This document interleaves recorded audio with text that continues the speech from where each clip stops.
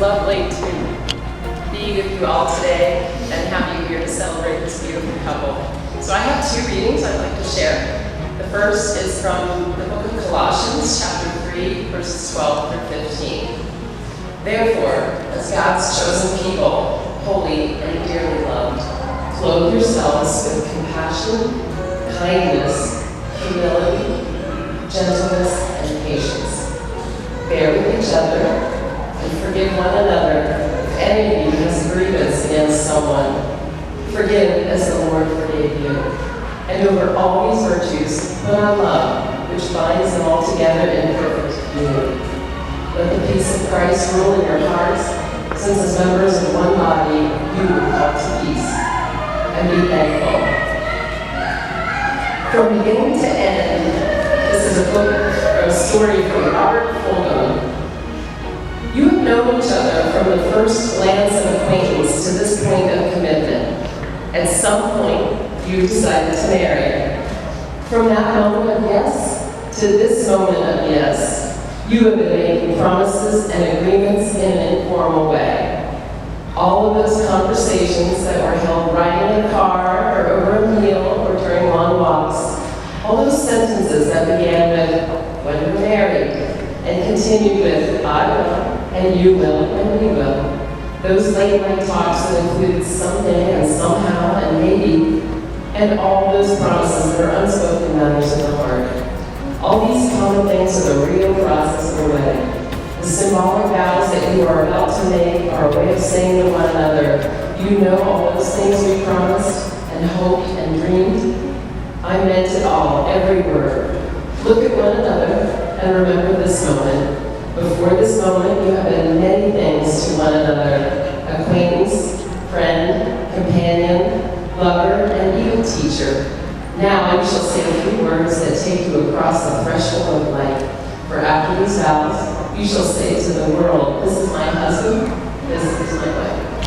I'm going to read from 1 Corinthians 13:2-5.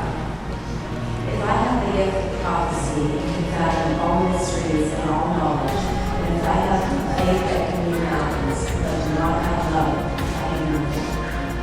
If I give all I possess to the poor, and give over my body the hardship that I may boast, and do not have love, I gain nothing. Love is patient, love is kind. It does not envy, it does not boast, it is not proud. It does not dishonor others. It is not self-seeking, it is not easily angered, and it keeps no record of wrongs. The Art of Marriage by Wilfred A. Peterson. So, the little things are the big things. It's never being too old to hold hands. It's remembering to say I love you at least once a day. This is from Grandma, this text. And they both said it on my wedding videos as well, because it's already a little rating. It's never going to sleep angry. It's at no time taking each other for granted. The courtship should not end with the honeymoon. It should continue through all the years. It's having a mutual sense of values and common objectives. It's standing together facing the world. It's forming a circle of love that gathers in the whole family. It's doing things for each other, not in the attitude of duty or sacrifice, but in the spirit of joy. It's speaking words of appreciation and demonstrating gratitude in thoughtful ways. It's not expecting the husband to wear a halo or the wife to have wings of an angel. It's not looking for perfection in each other. It's cultivating flexibility, patience, understanding, and a sense of humor. It's having the capacity to forgive and forget. It's giving each other an atmosphere in which each can grow. It's finding room for things of the Spirit. It's a common search for the good and the beautiful. It's establishing a relationship in which the independence is equal, dependence is mutual, and the obligation is reciprocal. It's not only marrying the right partner, it's being the right partner. Dan and Aaron now exchange make their vows that they've written for each other, and we will all try not to cry.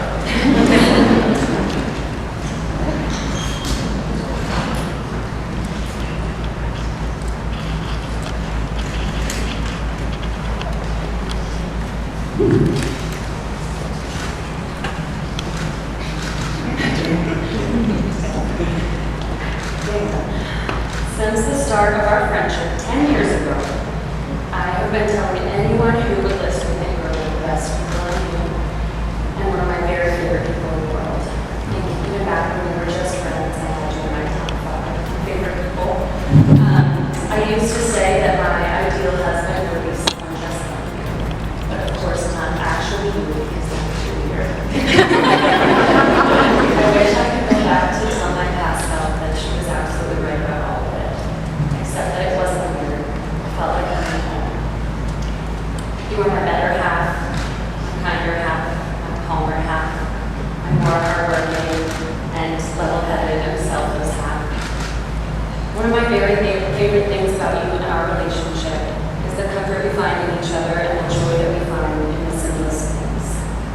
Just to remind you, our 3 favorite purchases so far during our relationship, in no particular order, have been our back porch swing, our citrus juicer, and our subscription to the New York Times cooking app. I think the reason we love these things so much is that they create opportunities for us to simply be together while we do the things that we love. Cooking, enjoying the outdoors, making cocktails. The night that we wrote these vows, we were laying on the porch swing together, enjoying a night of peace and comfort, drinking cocktails, listening to our favorite music, very peaceful sounds of our skin sunshine, love joy, very, very loud. My favorite moments of the release, the porch swings at sunset, the crossword puzzles before bed, the slow mornings enjoying our coffee, the Sunday afternoon cocktails, the loud impromptu read concerts in the living room. Because it's the simplest everyday moments that I cherish the most with you and with our relationship, and why everything we do together feels like home. So my hope and my promise to you is to strive to make every night feel like the night we wrote these vows. No matter what we're doing or where we are, I promise to remember that to be with you is to be home. I promise to remind myself of what it was like when we were just friends, and to never take for granted this amazing relationship that is something we still want to believe. I also promise that you've now made it to my top 3 favorite people. And if you keep it up, I think you've got a real shot at top 2. I promise to be your best friend forever. I love you forever.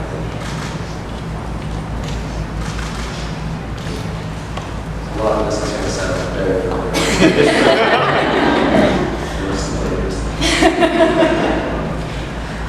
Aaron, when I gave you this book a year and a half ago, I was on one knee at Sunset Beach asking you to spend the rest of your life with me.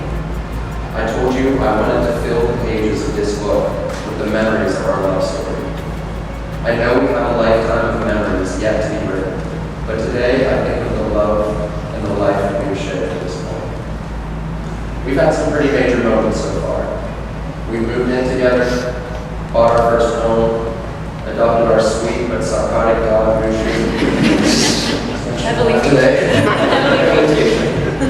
We've gone on dozens of trips, and we've even learned the piano and harmonica parts to Supertramp's hit song, Take a Long Way. You've even managed to teach me what the terms VBAC and TOLAC mean, as well as how to remove stains of unidentifiable bodily fluids from a pair of work scrubs. Now, as I read through the pages of our love story, I try to determine when exactly I knew we were the one. Somewhere in our story must be a snapshot in time I can point to and say, right then and there, I knew I wanted to spend the rest of my life with her. But the truth be told, no picture or memory could ever suffice to express what you mean. It seems frivolous to boil down 4 years of love into one single album. Because you see, Aaron, the moments that are just for us are the reasons I want to spend the rest of my life with you. Right, it's familiar. For me, it's the slow mornings, lazy evenings on our back porch swing, Sunday afternoon cocktails, nighttime standards, as well as our constant questioning of how people sleep on songs that are bangers, such as, and not only, Take Me Home by Phil Collins. For me, it's the thrill of walking through the front door every day, knowing I'm coming home to the love of my life. It's the phone conversations during my 5-minute work commute home. Not because we have anything important to say, but because we can't stand waiting another second to be home to hear each other's voice. Most of our life won't be written into these pages, but my vow to you, Aaron, is to make every day a memory worth recording in this book. I vow to never stop reminding you that you are my best friend and my soul. I vow to listen and to grow, and to never stop seeking life's next adventure with you. I vow to never ask anything of you that I wouldn't be willing to do myself. I vow to, as my nonni would say, love you more, babe, as we grow old together. I vow to be a husband that will make you proud. And I vow to love you forever.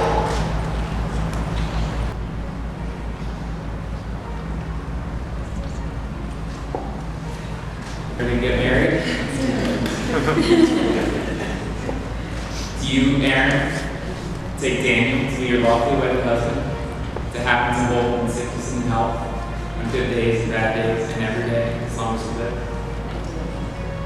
And do you, Daniel, take Aaron to be your lawfully wedded wife, to happen to hold in sickness and in health, on good days, bad days, and every day, as long as you live?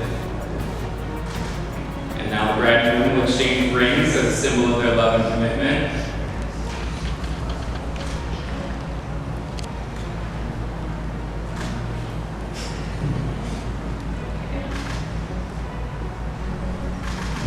Meeting by the American Marriage Ministries in the state of Tennessee. I'm thrilled to pronounce you husband and wife. You may kiss the bride.